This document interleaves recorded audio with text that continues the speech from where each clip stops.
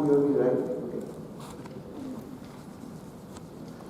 So my topic for the day is viral escape. You guys must have faced COVID in your lives, with your family, yourself, your friends, right? So, what is the treatment usually given for COVID? Yeah, you get ivermectin, steroids, etc., etc.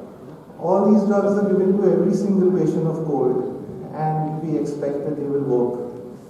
But we find that so many people in the world have died even after taking all of these medications.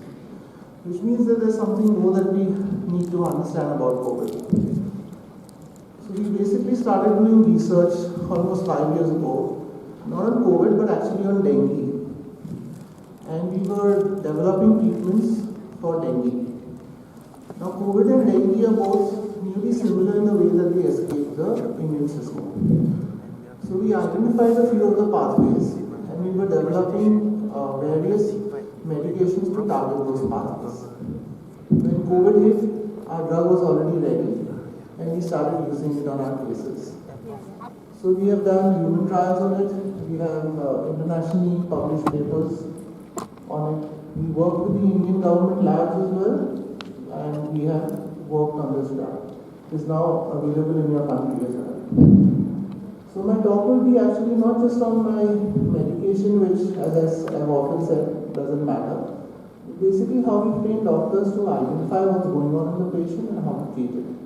So if you have any cases of long COVID or COVID, please pay attention a little bit because the stuff that I say could actually help to save their lives.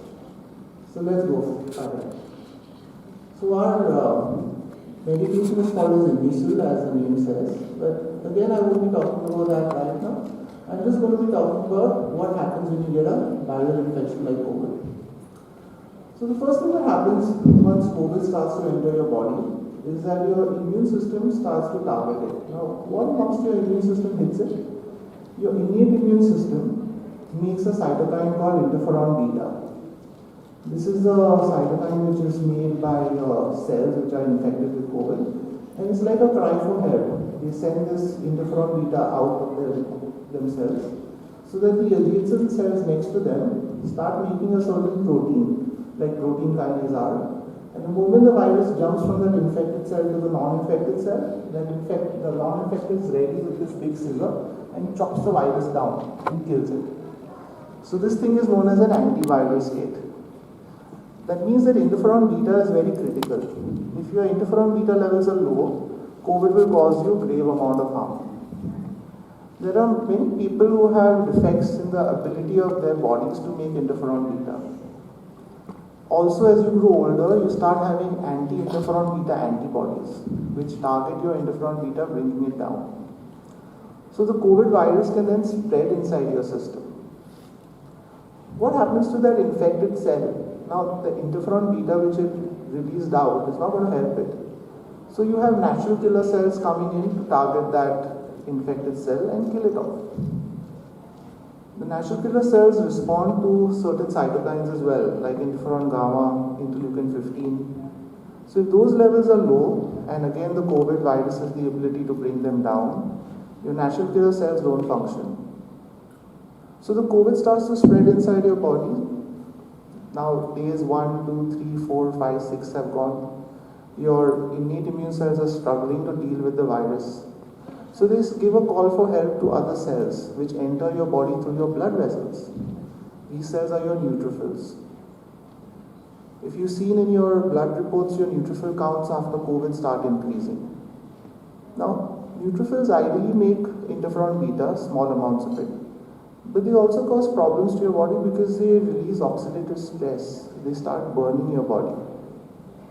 Neutrophils are very good when you have bacterial infections, but in viral infections, they don't do much good to you. So, once the neutrophil starts getting activated, your cells start getting damaged, and you have oxidative stress inside your system, which causes you lung damage and then leads to further ARDS.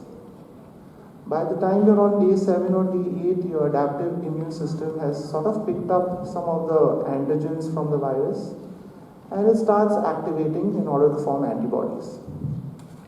Even in the adaptive immune system, you have different parts of it, like Th1, Th2, Th17 in your CD4 T cells.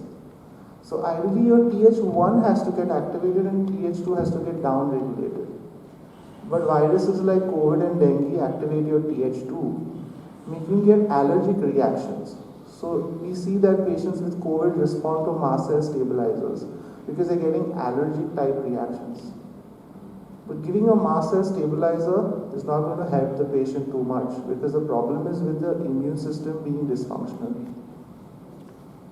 After about 4 days of COVID, your immune cells themselves, the adaptive immune system cells, start undergoing fatigue. It's known as immune fatigue.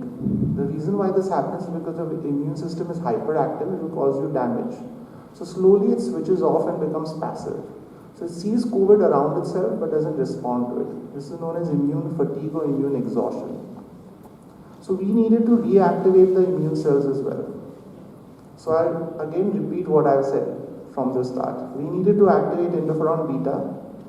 We needed to make sure that interferon alpha does not get activated because interferon alpha, if you've seen, there was a drug approved called interferon 2 alpha. It started causing clots in patients because interferon alpha causes clotting. So we needed to block interferon alpha, increase interferon beta, increase in interleukin 15 and IL-12, which the dendritic cell uses, which the NK cell uses to kill off the infected cell. Then we needed to increase Th1 part of your adaptive immune system, down-regulate Th2. We also needed to deal with immune exhaustion, but not too much, because if we activate your immune cells too much, they can lead to further inflammation and death. And we needed to activate your CD8 T cells. So this is our entire task that we had to do. And that's how we created IMUSIL. So we had these pathways in mind, and we needed to find some sort of molecules that would target these pathways. So we identified 3 Indian herbs, very simple ones, called as amla, licoriza, and tinospora. And using various extraction methods, we were able to extract 87 molecules out of these herbs which targeted these pathways. So let's start. So the first one that we did is, these are our targets, okay? Besides all the cytokines which I spoke about, we had to block a pathway known as NOX2. Now, because we are blocking NOX2 so strongly, we are also getting the weight loss that we are seeing in our diabetic patients. So NOX2 is basically NADPH oxidase, which is made by your neutrophils, and it creates oxidative stress through Fenton reactions, causing damage to your body. Every diabetic patient also has an elevated level of NOX2, which leads to oxidative stress and then damage to their body.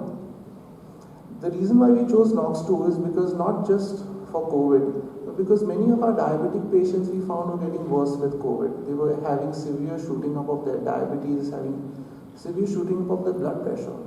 So we said if we block NOX2, it's going to be very beneficial. And actually we did. Once we blocked NOX2, we found that the blood sugar levels in COVID patients did not increase and they actually came down even further. We also wanted to block COX-2. So COX-2 is a factor which increases in most viral infections. And what it does, it increases another transcription factor called MAPK38. Doesn't really matter if you know the name. But what that does is it causes your epithelial to mesenchymal shift. So patients after COVID end up getting lung fibrosis or lung disorders because the COX-2 was highly activated. So blocking it would not only decrease fever, but it would also decrease that transition and stop fibrosis. What we were seeing is a lot of doctors in India were fans of ibuprofen. If you've seen even in your country, giving Brufen was the #1 thing for COVID.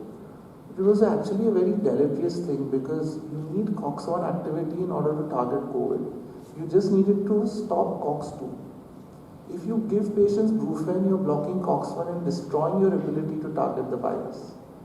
So in order to solve this problem, we decided to target COX-2 as well.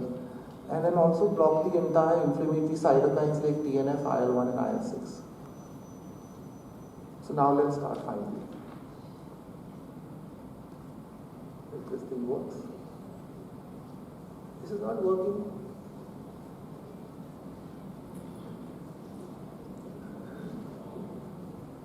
Hello, this is not working, Dr. Kaur.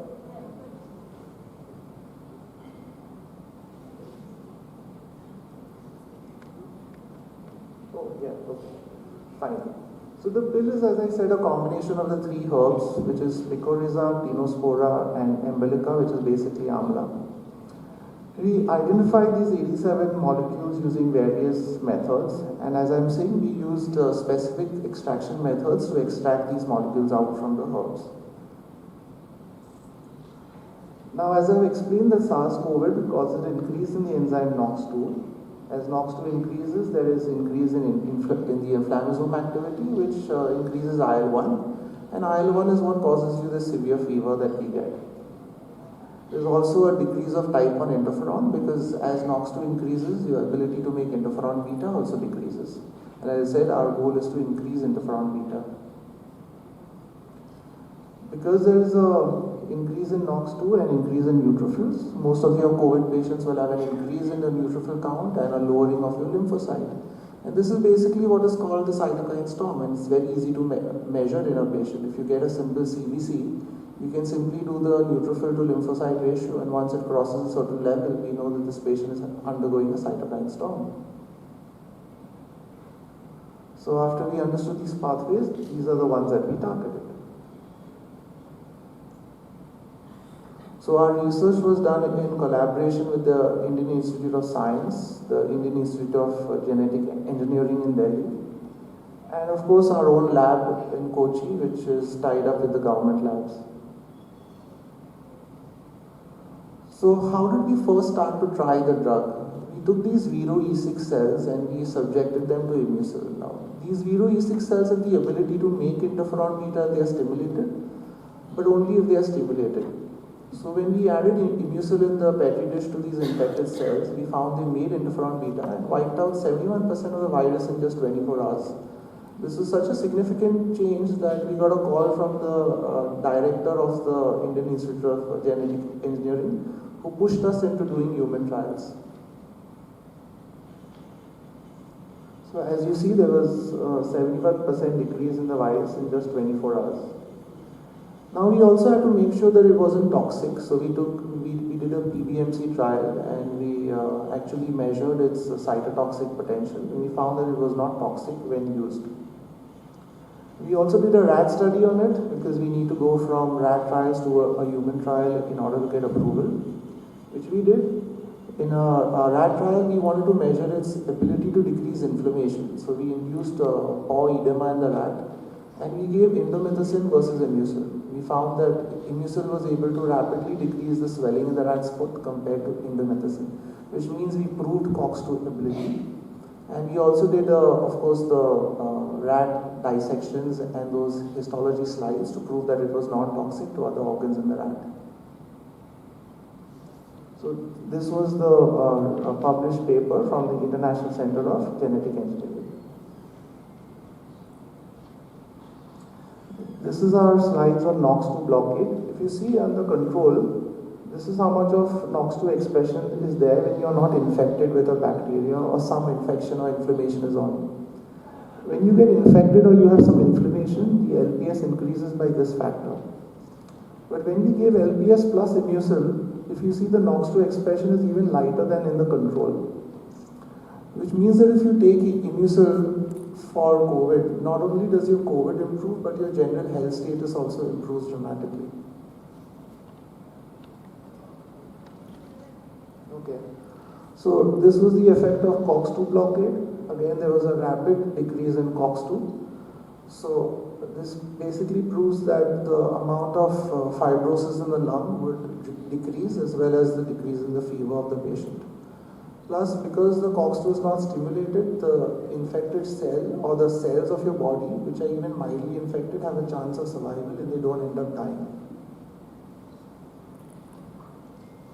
And because COX-2 is inhibited, if you see, the TNF, IL-6 and GCF levels drop.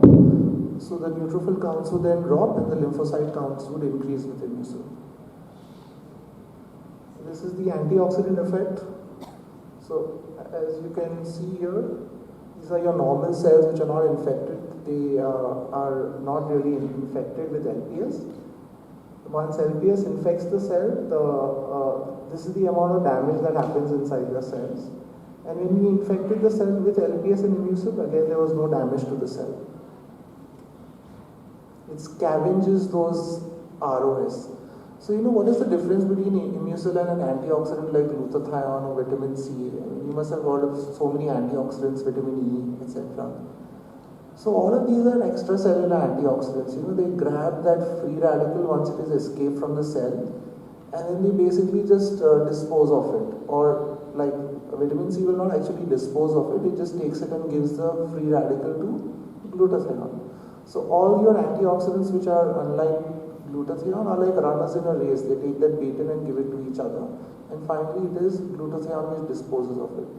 But what about the cellular damage which has already happened? You need an intracellular antioxidant, and that is what IMUSIL actually is. So, what were our clinical findings? That after patients were given IMUSIL, their fever and their fatigue improved very rapidly.